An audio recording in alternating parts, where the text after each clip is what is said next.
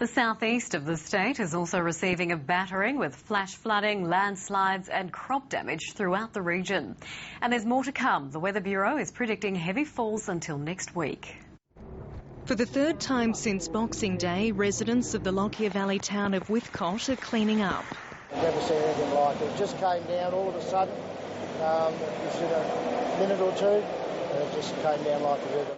The water rushed through again yesterday, destroying roads and crops. Very serious loss in terms of infrastructure. Obviously also very expensive in terms of primary production and all the industries associated with that.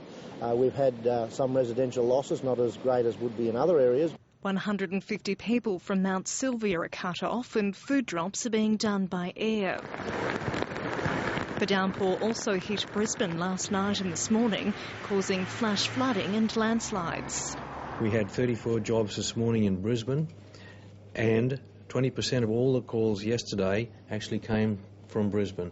The Weather Bureau expects more heavy rain until early next week.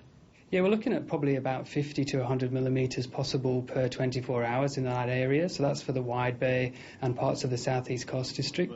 The Premier met emergency services today and says it's still too early to put a figure on the overall cost of the damage to regional Queensland. We are now starting to see the situation stabilise, but we are very, very mindful that we've got some heavy weather around, and I don't think we're out of the woods by a long way.